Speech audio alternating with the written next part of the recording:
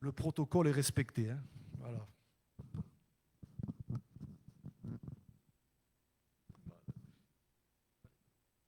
Merci bien.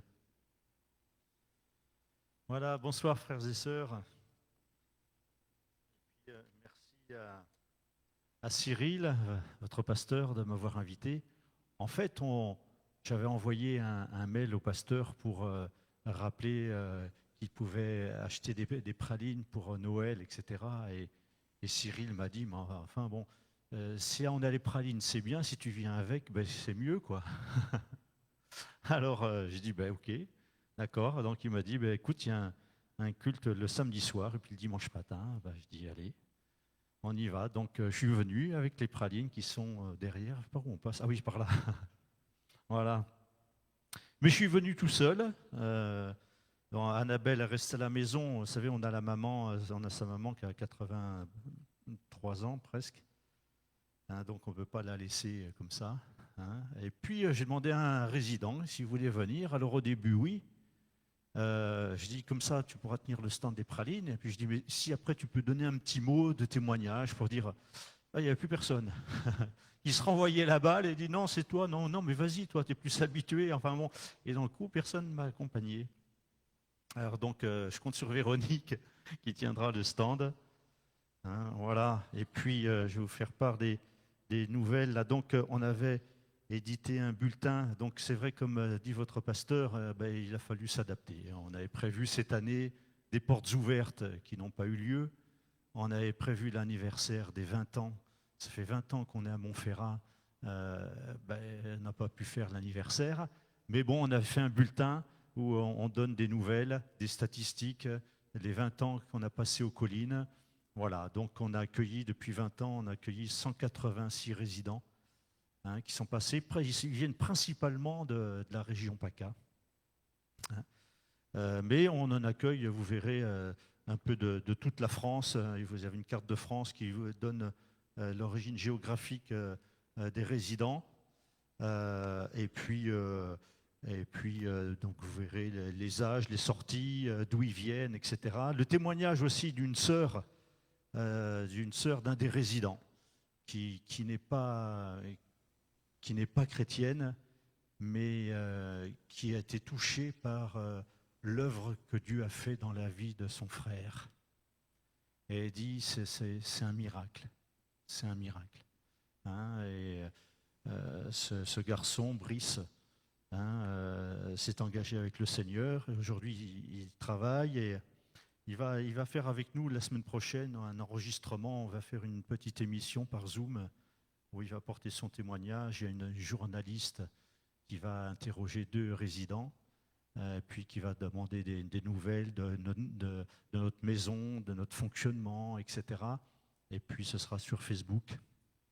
Hein, donc c'est important l'œuvre que Dieu fait dans le cœur de chacun. En bas, vous avez Manu, qui est resté 1 an et demi, et puis qui est parti. Il s'est fait baptiser pendant son séjour aux collines.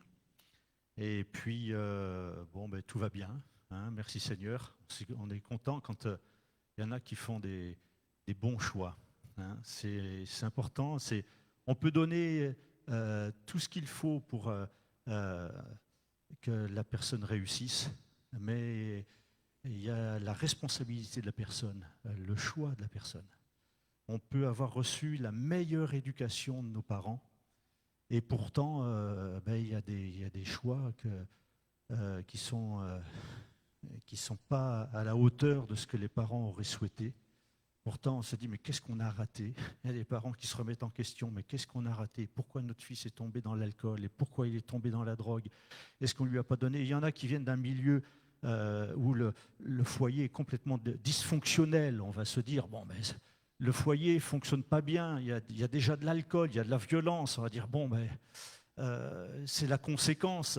Mais ce n'est pas toujours le cas. Et puis, on a vu des parents parfois qui sont vraiment dans la culpabilité de ce qui arrive à leur enfant. Et on se dit, mais vous savez, il y a ce que vous avez apporté et puis il y a le choix de votre enfant. Hein, quand il a 20 ans, quand il a 30 ans, quand il décide de partir dans une mauvaise voie, il ne s'agit pas de se remettre en question pour dire qu'est-ce qu'on a raté. Il assume ses choix. Et ce soir, le sujet que je voudrais aborder, c'est sur le cœur divisé, le cœur qui est divisé. Et je vais introduire avec ce passage dans Osée au chapitre 10. Et verset 1er. Il est écrit qu'Israël était une vigne féconde qui rendait beaucoup de fruits. Plus ses fruits étaient abondants, plus il a multiplié les autels. Plus son pays était prospère, plus il a embelli les statues. Leur cœur est partagé. Ils vont en porter la peine. L'Éternel renversera leurs autels, détruira leurs statues. Et bientôt, ils diront, nous n'avons point de roi, car nous n'avons pas craint l'Éternel. Et le roi, que pourrait-il faire pour nous?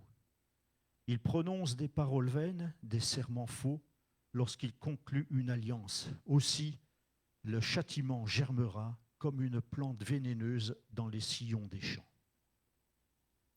Cette parole de l'Éternel par rapport à Israël. L'Éternel a béni Israël, on le voit. Israël était une vigne féconde qui rendait beaucoup de fruits. Donc l'Éternel s'en est occupé. Il s'est occupé de sa vigne comme un bon vigneron qu'il est. Il l'a bénie, il l'a émondée afin qu'elle porte encore plus de fruits. Mais il est écrit que plus les fruits étaient abondants, plus Israël a multiplié les autels. Alors là, c'est à n'y rien comprendre. Plus son pays était prospère, plus il a embelli les statues. Comme si, finalement, on se dit, mais c'est comme si nous, on disait, oh là là, qu'est-ce qu'on est béni, alors, on va vivre selon le monde. Dieu nous bénit tellement. Vivons comme... Vous imaginez, on va se dire, mais non, mais c'est pas ça. Le Seigneur t'a pas béni pour que tu vives dans le monde, pour que tu vives loin de lui. Et l'Éternel a béni Israël, et plus Israël était béni, plus il s'en allait vers l'idolâtrie. Plus le pays était prospère, plus il multipliait les statues. Et comme si c'était l'abondance et la bénédiction dont Israël était au bénéfice, comme si ça venait de leur idolâtrie, de leur mauvais choix, de leur mauvais cœur, comme si ça ne venait pas de l'Éternel. Et puis l'Éternel va faire quelque chose. Il est écrit qu'il va renverser leurs autels, il va détruire leurs statues. Si vous pensez quelque part, leur dit-il, que la bénédiction que vous avez, elle vient de vos idoles, elle vient de vos autels, elle vient de vos statues, eh bien je vais les renverser. Et on va bien voir si vous allez continuer de prospérer. Vous savez, je crois que dans les temps qu'on vit, le Seigneur y renverse beaucoup de choses, beaucoup de valeurs. Il renverse beaucoup des choses qui nous stabilisaient, et des choses sur lesquelles on pouvait s'appuyer, et un fonctionnement, une façon de faire, une façon de... Et puis là, on va dire, on va voir. Au travers de ce que nous vivons, du Covid, il y a quelque chose qui vient nous bouleverser. Des choses sont renversées. Et on se dit, mais comment on va s'en sortir, Je ne sais pas si vous suivez certainement l'actualité. Aux infos, il y en a qui se posent la question, mais il y a de plus en plus de gens qui sont dans la dépression, qui sont inquiets par rapport au présent et à l'avenir. Face à l'avenir, une grande inquiétude, un grand stress. Pourquoi ? Parce que ce qui faisait notre sécurité, quelque part, est renversé. Et d'un seul coup, on ne sait plus à quoi s'attendre et qu'est-ce qui va se passer. Les gens qui s'appuient sur autre chose que sur Dieu, il suffit que la chose disparaisse pour qu'ils se retrouvent dans l'insécurité la plus totale.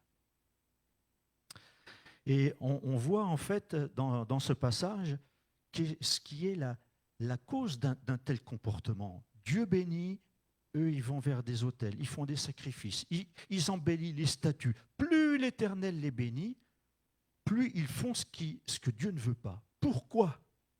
Au verset 2, il est dit, pourquoi? C'est que leur cœur est partagé. Leur cœur est partagé. Et c'est ça qui fait souvent notre malheur. C'est que notre cœur est partagé. On veut bien de Dieu, on veut bien de sa bénédiction, on veut son amour, on veut qu'il arrange nos affaires. On veut qu'il intervienne quand on est malade. Il veut qu'il intervienne quand les choses ne vont pas comme on veut. On veut qu'il agisse, on veut qu'il bénisse, on veut qu'il fasse du bien, qu'il multiplie. Voilà. Et puis en fait, est-ce que ça fait que notre cœur s'attache plus à lui? Ben là, en tout cas, dans cet exemple, ce n'est pas le cas. Ils veulent bien la bénédiction de Dieu, mais ils continuent de vivre comme bon leur semble. Dieu, bénis-nous, mais nous, on continue notre petite affaire, notre train-train, notre idolâtrie, nos sacrifices, nos autels, on embellit nos statues. Mais bénis-nous, Seigneur, nous, on vient à toi pour avoir la bénédiction, mais laisse-nous vivre comme on l'entend. Et ça, c'est le malheur d'Israël. Comme ça peut être le nôtre, si on n'est pas vigilant. Ne nous contentons pas de la bénédiction de Dieu pour dire « Ah, mais Dieu me bénit, pourtant mon chemin, il n'est pas bien droit. » Mais ça veut dire que Dieu l'approuve, s'il me bénit. Alors, continuons de pécher. Et il y en a qui vont dire « Mais plus la grâce abonde, plus le… » Ah ben alors, si la grâce abonde là où il y a le péché qui abonde, eh bien alors, péchons davantage afin que la grâce surabonde. Puis l'apôtre Paul, il va dire « Mais non, mais vous n'avez rien compris. » Ce n'est pas parce que là où le péché abonde, la grâce surabonde, que je dois pécher davantage pour avoir plus de grâce. C'est un faux raisonnement. La grâce que Dieu me manifeste, elle est là pour me sortir de la voie de mon péché et pas pour m'y installer. Et ce cœur partagé, eh bien, il va falloir en porter la conséquence. C'est ce qui est écrit. Leur cœur est partagé, ils vont en porter la peine. Ils vont en porter la peine, ils vont en porter la conséquence. Ce n'est pas ce que j'aurais voulu pour eux. Moi, j'avais un autre plan pour eux. J'ai émondé ma vigne, j'en ai pris soin pour qu'elle porte beaucoup de fruits. Voilà ce qu'ils font. Bien maintenant, ils vont en porter la conséquence. C'est terrible, mais c'est comme ça. Il y a toujours un lien de cause à effet. Le salaire du péché, c'est la mort. C'est le lien de cause à effet. Le cœur partagé, et c'est là-dessus que je voudrais m'arrêter. Littéralement, un cœur divisé, hypocrite, glissant. C'est le cœur partagé qui est à l'origine de nos guerres intestines, nos guerres intérieures, dans une église, dans une famille, dans notre propre vie personnelle. C'est ce qui fait que souvent il y a des combats intérieurs parce qu'on n'a pas fait encore les bons choix. Il y a un des résidents avec qui on discutait il y a quelque temps, et puis qui veut la bénédiction de Dieu, mais qui est encore attiré par le monde. Et puis il parle de l'inconfort de cette situation. Il dit, c'est vraiment pas confortable. Et je dis, tu sais pourquoi? Parce que tu as le cœur partagé. Parce que tu n'as pas pris de décision. Tu n'as pas fait le choix encore.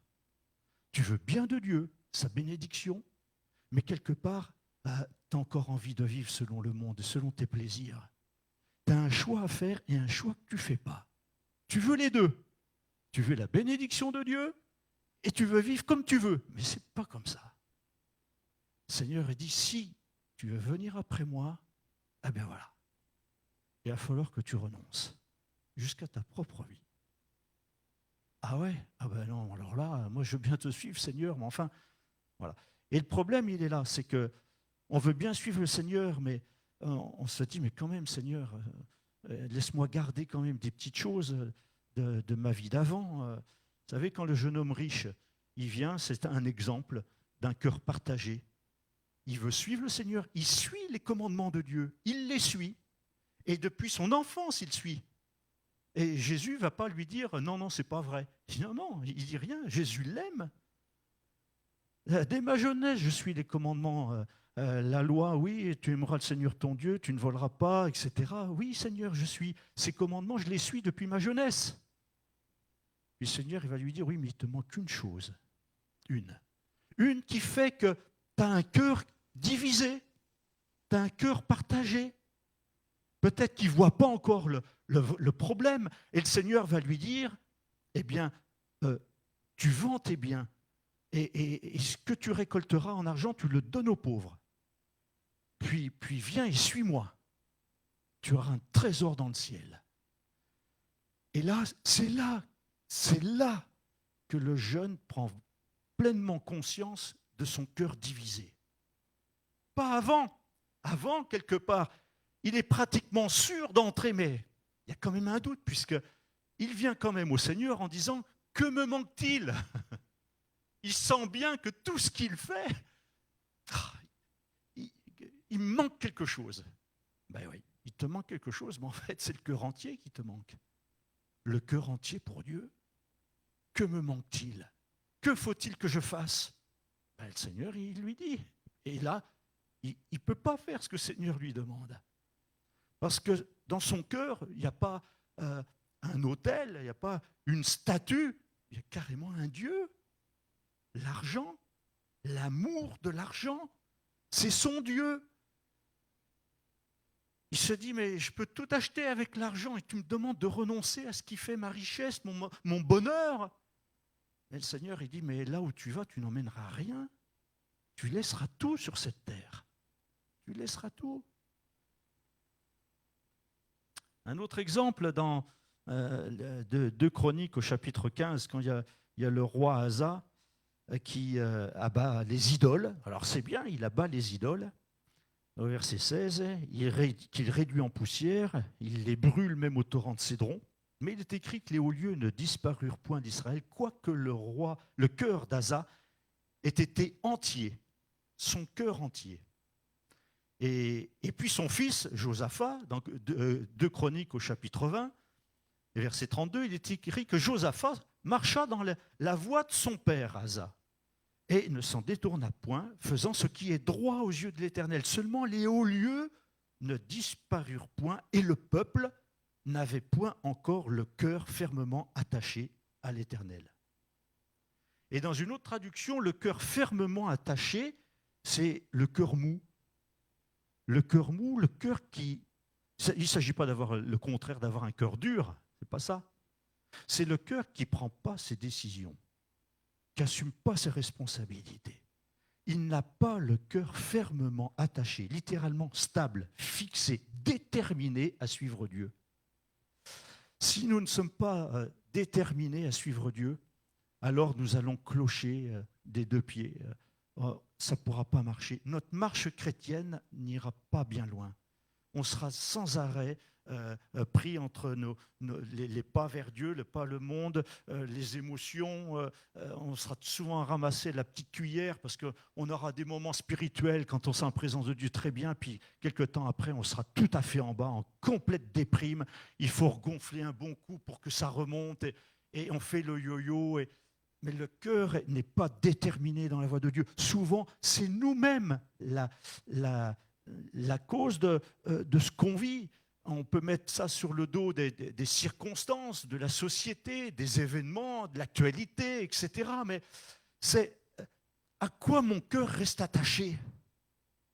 À quoi est-ce que je m'attache vraiment? La priorité, elle est où? Où est-ce que je mets la priorité? Est-ce que mon cœur vraiment s'attache à Dieu? Est-ce que ma vie, mon avenir, je le remets vraiment entre les mains de Dieu? Est-ce que je reste dans la paix? Un autre exemple, quand Ésaïe dit, Ésaïe 29, 13, le Seigneur dit, quand ce peuple s'approche de moi, il m'honore de la bouche et des lèvres, mais son cœur est éloigné de moi, et la crainte qu'il a de moi n'est qu'un précepte de tradition humaine.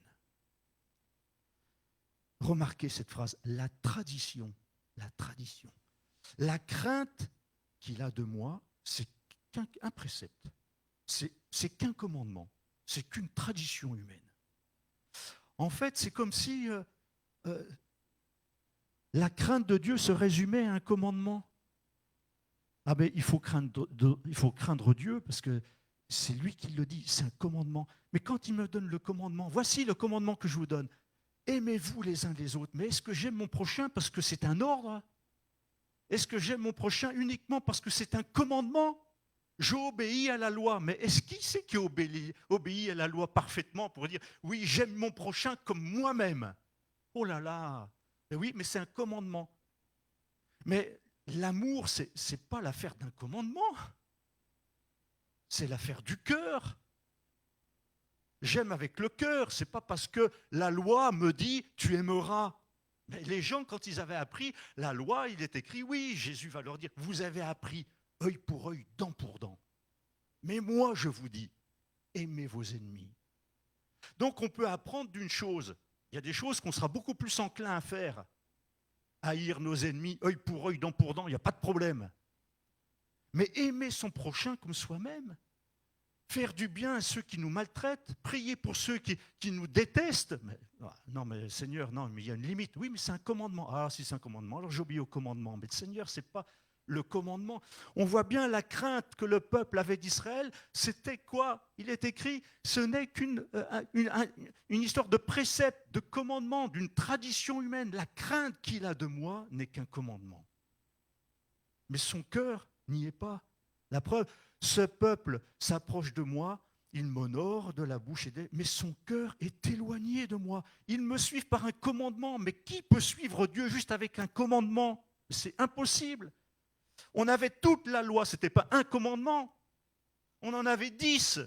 On pourrait dire, avec 10 commandements, on va pouvoir suivre l'Éternel. Mais non, mais ce n'est pas 10, ce n'est pas 12, ce n'est pas 15, ce n'est pas 20. C'est le cœur. Il faut que la loi de Dieu soit inscrite dans mon cœur et que ce ne soit pas qu'un précepte, juste un commandement extérieur à ma vie pour dire, ah oui, il y a ce commandement, ah là, ce commandement, il m'énerve ce commandement. Si on pouvait effacer ce commandement de la loi. Et là, c'est ce qui montre que le cœur n'y est pas. Et que le cœur de ce peuple n'aimait pas l'Éternel autant que ça. Ils me louent, ils m'honorent des lèvres. Et j'entends bien tout ce qu'ils disent. Mais ce que je vois, c'est leur cœur. Ils disent m'aimer, mais c'est qu'un commandement, c'est qu'une parole, c'est que des mots. Moi, je vois bien que dans leur cœur, c'est pas moi qu'ils aiment, c'est leur statut, c'est leur autel. Ah, ils les embellissent, leur statut. Ah, voilà, mais c'est pas moi qu'ils aiment. Alors, voyons voir un peu, si on renverse leur statut, leurs idoles, etc., on bouleverse un peu leur tradition, leurs coutumes, comment ils vont réagir? Le Seigneur peut nous tester comme ça. Le commandement, tu aimeras le Seigneur de tout ton cœur, de toute ton âme, de toute ta pensée, de toute ta force. C'est bien plus qu'un commandement. Si c'est qu'un commandement, mes frères et sœurs, mais qui le fait? Qui le fait parfaitement? Personne. Personne ne le fait à 100%. Si c'est qu'un commandement, si c'est qu'un précepte. Par contre, ce que Dieu veut faire, c'est nous donner un cœur nouveau. Il veut mettre en nous un cœur nouveau, un esprit nouveau. J'aime pas ma femme parce que le commandement me dit tu aimeras ta femme. Ben non, c'est pas le commandement qui me fait aimer ma femme, vous comprenez? Et le mari ou la femme peut dire pareil pour son mari et les parents pour leurs enfants. On n'aime pas parce que le commandement le dit. Donc notre amour, il est capable d'aller au-delà d'un commandement. Et c'est ce que Dieu veut. Que notre véritable amour pour lui aille au-delà d'un commandement. Ce qu'on donne au Seigneur, ça va au-delà de la loi. Ça va au-delà du commandement. Je donne ma dîme, je peux donner au centime près. Au centime, parce que je divise vraiment le 10e de ce que j'ai. Oui. Selon la loi. Oui, selon la loi. Mais tu peux donner plus si tu veux. Sens-toi libre. Tu peux donner selon la loi, mais tu peux donner selon ton cœur. Ça va être différent devant Dieu. En tout cas, voyez les conséquences. Ils en porteront la peine, est-il écrit. Alors il est écrit aussi, le châtiment germera. Après avoir renversé les autels, les statues, avoir renversé ce sur quoi ces gens s'appuyaient, ils renversent tout ça, ils vont être complètement déboussolés. Qu'est-ce qui germe après ça? Le châtiment. Et quand ça germe, ça met du temps. C'est progressif. Ça ne tombe pas forcément d'un seul coup. En fait, c'est quelque chose qui se fait. Et le châtiment, il germe. On s'en aperçoit même pas. Même pas. Et quand la plante commence à sortir de terre, il y a déjà tout un travail qui a été fait. En fait, on est miné de l'intérieur. Quand le cœur est partagé, nous-mêmes, notre cœur est partagé, on est miné de l'intérieur. On nous pose la question, ça va? Ouais, ça va. On est capable de louer le Seigneur du bout des lèvres le samedi soir ou le dimanche ou le mardi. Ok, on est capable, mais on sent qu'il y a quelque chose qui nous travaille. Pourquoi? Parce qu'il y a quelque chose qui germe, et quelque chose qui n'est pas bon. Une plante vénéneuse, est-il écrit. Une plante vénéneuse. Ce n'est pas une plante qui va se donner la vie, ce n'est pas un grain de blé qui pousse.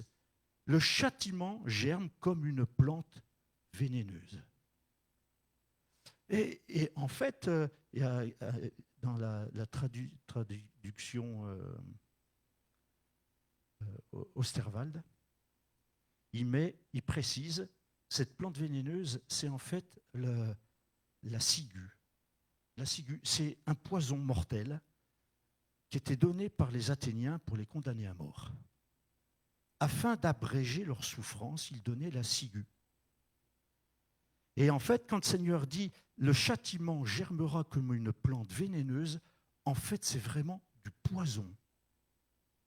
Quelque chose qui se rapporte même au stupéfiant, le cannabis. C'est étonnant, hein? Et on ne retrouve pas, oui, mais ce n'est pas écrit, tu ne fumeras pas du cannabis dans la Bible. C'est un châtiment, en fait. Ça pousse comme un châtiment. C'est quelque chose qui est insidieux. On se dit, c'est rien du tout. Le mot germera comme une plante vénéneuse. La Bible a noté, dit, ça germera comme du pavot. Comme du pavot. En fait, ce que les jeunes aujourd'hui disent, ouais, mais c'est rien, c'est que du cannabis, c'est une drogue douce, ça fait rien. Nous on voit les garçons, quand on les a aux collines, quand ils ont fumé depuis quelques années le cannabis, comment ça leur a retourné le cerveau. Ça les met en situation d'échec, échec scolaire. Quand ça crée les tensions tendues avec les parents, parce qu'ils veulent vivre dans leur monde, parce qu'ils sont complètement déconnectés, parce qu'ils n'arrivent plus à se concentrer, parce qu'ils ne sont plus motivés pour rien du tout. En fait, ils se coupent et petit à petit, ça germe et ça germe et ça fume et ça fume. Et en fait, ça fait partie, les pavots, c'est du pavot à l'opium qui contient tous les alcaloïdes somnifères, sédatifs, analgésiques, stupéfiants. En fait, c'est quelque chose qui va complètement les déconnecter de Dieu. Le châtiment qui est en train de germer va les éloigner de Dieu, va les emmener dans une vie d'illusion, jusqu'à produire la mort, c'est la ciguë. C'est ça. Le cœur partagé qui emporte la peine. En fait, le cœur partagé, la conséquence, c'est qu'il y a quelque chose qui germe en moi. Et si je laisse ça germer en moi, ben la peine que je vais emporter, mais ça va être la catastrophe, ça va être la mort spirituelle. Oh, peut-être pas la mort physique, mais mon cœur partagé va me conduire à une mort spirituelle. Si je ne réagis pas tout de suite, si je ne prends pas conscience de ça, alors je suis sur la voie qui mène à ma mort spirituelle. Alors, dans Osée, il va dire, au chapitre précédent, au chapitre 8, il va avertir son peuple, et puis il va dire, embouche la trompette. Alors, c'est sonne de la trompette, comme il y a ailleurs dans Jérémie aussi. Sonne de la trompette et avertis mon peuple. Sonne, embouche la trompette. Il est écrit, l'ennemi fond comme un aigle sur la maison de l'Éternel, parce qu'ils ont violé mon alliance et transgressé ma loi. Ils crieront vers moi, mon Dieu, nous te connaissons, nous, Israël. Mais Israël a rejeté le bien. L'ennemi le poursuivra. Ils ont établi des rois sans mon ordre et des chefs sans se référer à moi. Ils ont fait des idoles avec leur argent et leur or. C'est pourquoi ils seront retranchés. L'Éternel a rejeté ton veau, Samarie. Ma colère s'est enflammée contre eux. Jusqu'à quand refuseront-ils de se purifier? Il vient d'Israël, un ouvrier l'a fabriqué et ce n'est pas Dieu. C'est pourquoi le veau de Samarie sera mis en pièces. Puisqu'ils ont semé du vent, ils moissonneront la tempête. Ils n'auront pas un épi de blé. Ce qui poussera ne donnera point de farine. Et s'il y en avait, des étrangers la dévoreraient. Waouh! Alors là, on peut dire, mais quel avertissement! Quel avertissement le Seigneur donne à son peuple. Quand il dit embouche la trompette, c'est sonne, averti, averti. Voilà, l'ennemi va fondre sur toi comme un aigle sur la maison d'Israël. Pourquoi? Parce qu'ils ont violé mon alliance, ils ont transgressé ma loi. Ils auront beau crier, mon Dieu, nous te connaissons. Mais vous savez, ce qui est important, c'est qu'on soit connu dans les deux sens. Nous, on connaît le Seigneur, mais vous voyez les reproches que Dieu fait à ceux qui disent, mais Seigneur, Seigneur, ben nous, on a chassé des démons en ton nom, on a fait des miracles. Qu'est-ce qu'il dit le Seigneur? Je ne vous ai jamais connu. Retirez-vous de moi, vous qui commettez l'iniquité.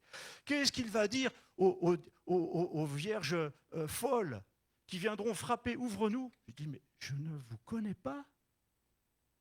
Alors nous, on pourra dire, comme Israël, mon Dieu, nous, on te connaît, nous, Israël, on te connaît. On est de la même famille. Mais le Seigneur va dire, mais je ne te connais pas. Je ne t'ai jamais connu. Tu n'as jamais eu ton cœur pour moi. Ton cœur est partagé, ton cœur est divisé, ton cœur est instable. Tu me suis que pour intérêt, que pour être béni, que pour qu'il n'y ait pas de problème. Puis dès qu'il surgit des problèmes, tu lèves le poing contre Dieu. Oui, Dieu, si Dieu était là, si Dieu il entendait les prières, si Dieu répondait, si Dieu exauçait, et ben voilà. Mais tu te révoltes contre Dieu. Dans ton cœur, il n'y a que de la révolte, de l'insatisfaction contre Dieu. Mon Dieu, nous te connaissons. Eh ouais. Mais il est dit, l'ennemi te poursuivra. Ils ont établi des rois sans mon ordre, ils ont fait des idoles avec leur argent et leur or. C'est pourquoi ils seront retranchés. Alors que lui, il prend l'image de la vigne. Je l'ai béni, je l'ai multiplié. Il va finir par retrancher. Le sarment qui ne porte pas de fruits, il le retranche, il le coupe. Il n'a plus part à la bénédiction.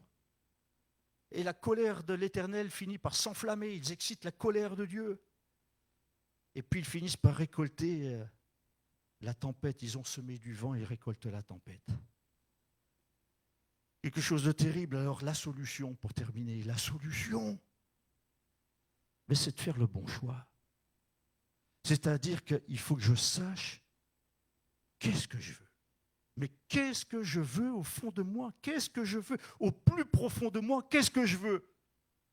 Est-ce que je veux que la bénédiction de Dieu ou je veux que toute ma vie soit à Dieu? C'est différent. Avoir la bénédiction de Dieu et donner toute ma vie à Dieu, ce n'est pas la même chose. Je peux avoir la bénédiction de Dieu pour un temps et être perdu. Dieu peut me bénir pour me montrer sa bonté envers moi.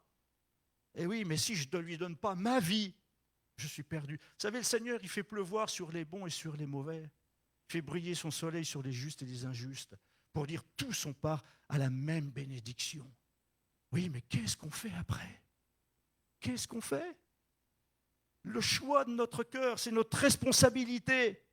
Dieu, depuis la création, place toujours l'homme devant sa responsabilité. Je suis responsable et je ne pourrais pas dire au Seigneur quand je serai devant lui, oui, mais Seigneur, si j'ai eu le cœur partagé, divisé, instable, Seigneur, c'est parce que dans l'église il y avait ci, ou dans la famille il y avait ça, ou j'avais un collègue qui faisait ci, qui faisait ça m'a troublé, ça m'a perturbé. Arrête d'accuser toujours les autres. Arrête de rendre les autres responsables de tes mauvais choix. Tu as eu un cœur instable, tu n'as jamais fait le choix au plus profond de toi-même. tu te contentais de venir à l'église, d'entendre la réunion et de me louer, de prendre le pain et le vin, mais ton cœur n'était pas attaché à moi, ce n'est pas ta vie livrée à moi. Tu voulais simplement que je te bénisse. Et le Seigneur, il nous avertit, il sonne encore de la trompette, surtout d'autant plus dans les temps qu'on vit actuellement. Depuis le début, quand on lit dans la Genèse, le choix. J'ai mis devant toi le chemin, l'arbre de la vie, puis l'arbre de la connaissance du bien et du mal. Mais je t'avertis, je sonne de la trompette, je t'informe. Ne touche pas à cet arbre, le jour où tu en mangeras, tu te condamneras à mort. C'est un choix. Quand il parle à Caïn, il dit, mais si tu relèves ton visage, si tu abandonnes la colère que tu as contre ton frère Abel, mais tu relèveras ton visage. Mais Caïn n'a rien écouté. Et quand il a eu l'opportunité, il a tué son frère. Le péché se couche à ta porte, mais toi, domine sur lui.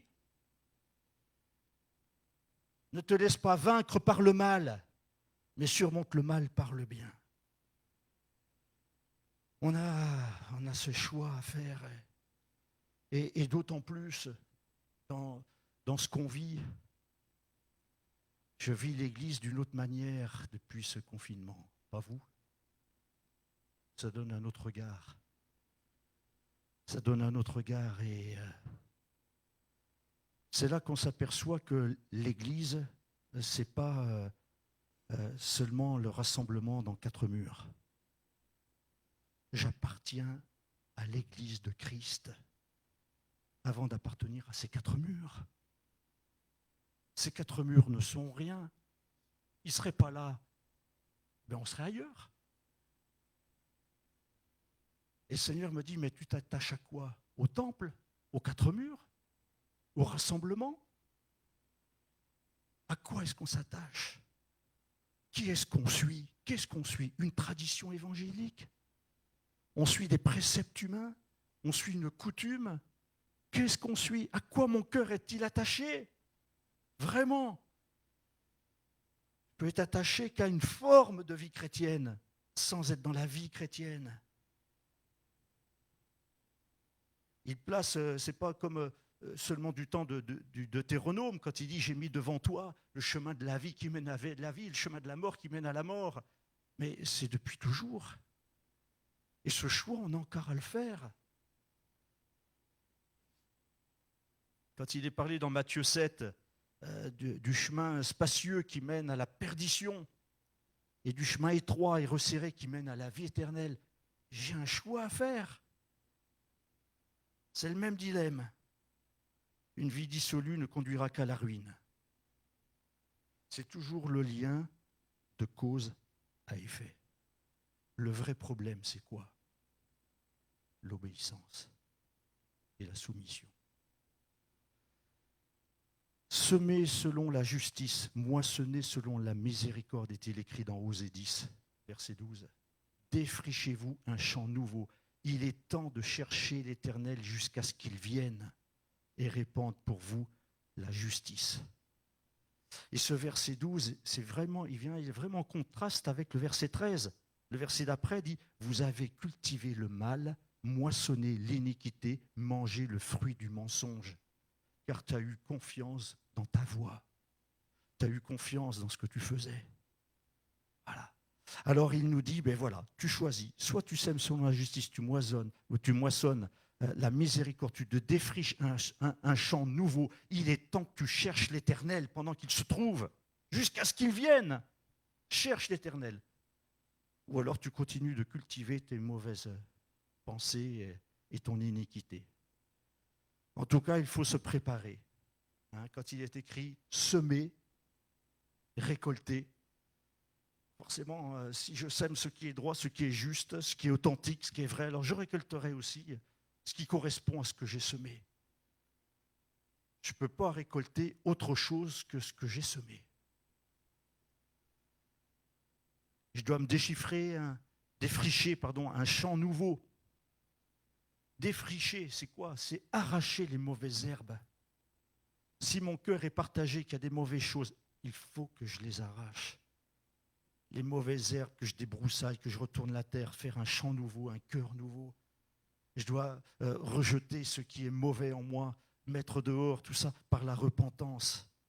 Il est temps vraiment de chercher l'Éternel pendant qu'il se trouve. Le vrai problème, il est vraiment dans l'obéissance. Il y a un des jeunes qui me disait, il dit, est-ce qu'on a vraiment le choix? Il dit, comment il présente la chose? Il présente que, il dit, en fait, Dieu nous fait croire qu'on a le choix, mais on ne l'a pas. Et je dis, alors explique-toi. Et il me dit, mais voilà.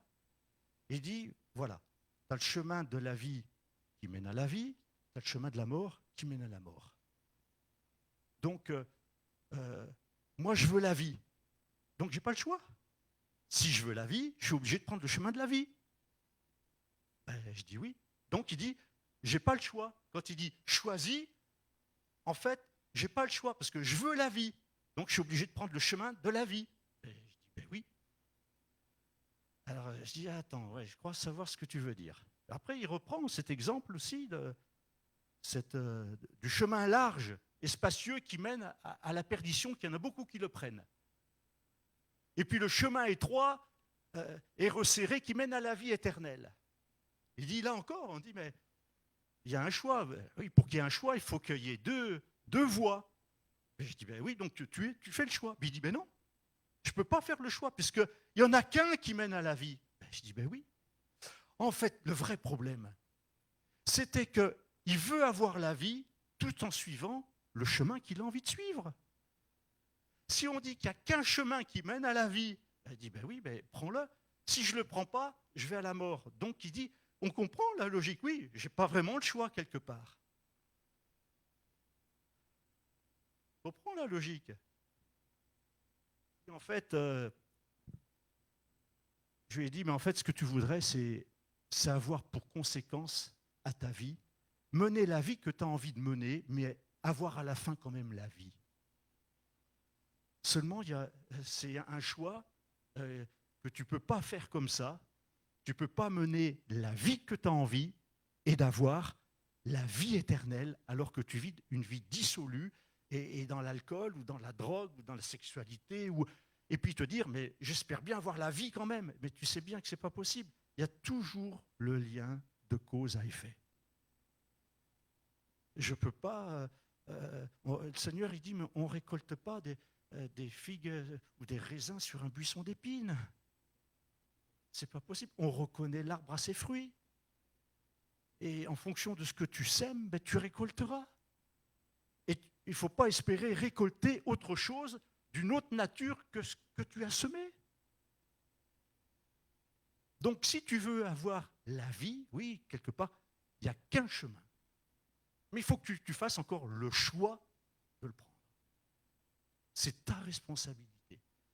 Quand Jésus dit, moi je suis le chemin, la vérité et la vie, nul ne vient au Père que par moi.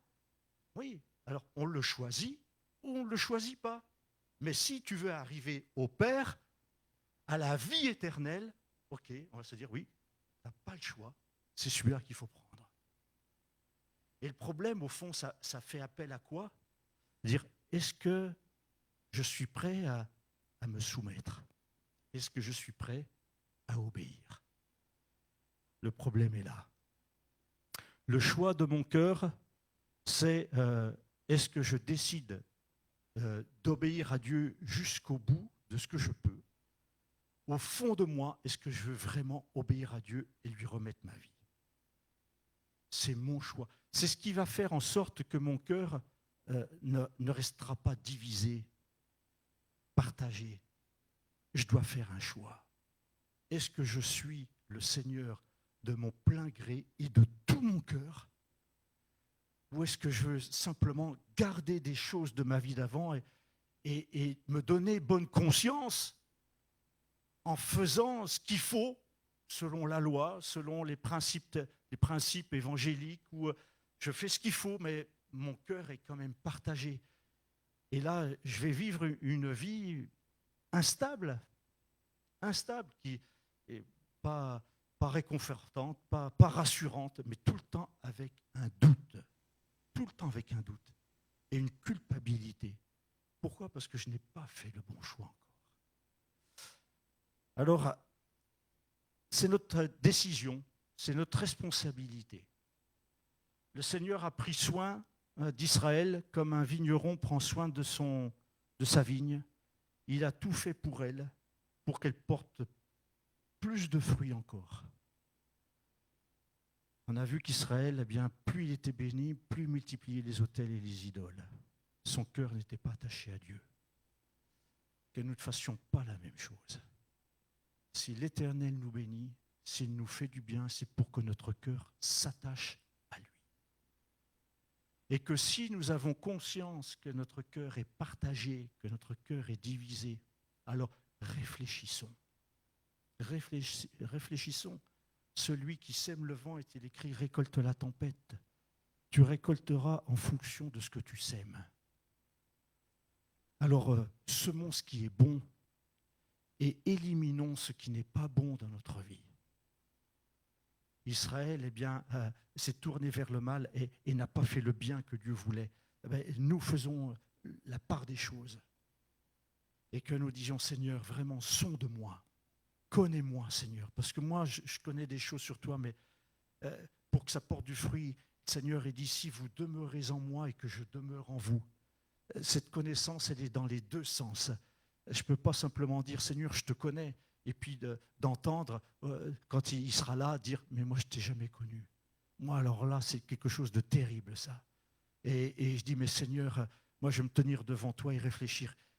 Combien mon cœur est attaché à toi, Seigneur. 5 sur 10, 6 sur 10, 7 sur 10.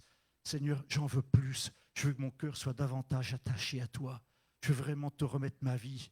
Alléluia. On peut prier, se tenir devant Dieu. Peut-être que quelqu'un aura besoin de s'approcher devant Dieu. Vous le faites là, à votre place. Si vous voulez vous avancer, vous vous avancez. Si vous voulez vous lever, vous vous levez. C'est entre vous et Dieu. C'est votre cœur. Le Seigneur regarde au cœur. Il ne regarde pas à ce qu'on fait ou à ce qu'on dit. Il regarde à notre cœur. Il y a des choses qu'on fait qui sont juste aux yeux des hommes, mais le mobile avec lequel on le fait sont impurs. Et il n'y a que Dieu qui sait ça. Mais il peut nous le révéler pour dire, mais tu vois, tu as eu ta récompense. Hein, parce qu'au fond, tu as fait ça. C'est une belle action aux yeux des hommes. Mais moi, j'ai vu dans quel intérêt tu l'as fait, dans quel but tu l'as fait. Et ton cœur n'est pas droit. Mais c'est ça, ce cœur entier, ce cœur vrai pour dire, Seigneur, oui, je veux me laisser reprendre par toi. Je veux me laisser enseigner encore. Permets-moi d'être encore enseignable. Permets-moi encore d'être repris, Seigneur, pour que si je m'égare, Seigneur, tu me ramènes sur la bonne voie. Je te prie de fortifier mes frères et sœurs, de nous fortifier ensemble, Seigneur. Le temps n'est plus à avoir des chrétiens d'apparence, une église apparente, tout dans l'apparat. Seigneur, tu veux un cœur, tu veux que notre cœur y batte pour toi, que tu veux que notre vie soit pour toi, tu veux que notre cœur soit entier pour toi, déterminé. Tu ne veux pas un cœur mou, tu ne veux pas un cœur divisé, tu ne veux pas un cœur partagé. Seigneur, viens nous toucher encore par ton esprit. Seigneur mon Dieu, les temps que nous vivons peuvent nous troubler, nous perturber et nous faire voir que l'Église n'est peut-être plus l'Église comme on l'a connue. Est-ce qu'on est prêt à vivre autrement? Mais Seigneur, est-ce que je suis prêt toujours à rester attaché à toi? Seigneur, est-ce que je t'aime toujours? Est-ce que j'aime toujours mon prochain? Est-ce que je suis capable de faire des choses que je ne faisais pas avant? Seigneur, sonde-nous, Seigneur, sonde nos cœurs. Sonde-nous, Seigneur. Amen. Amen. Amen. Mon Dieu, merci Jésus.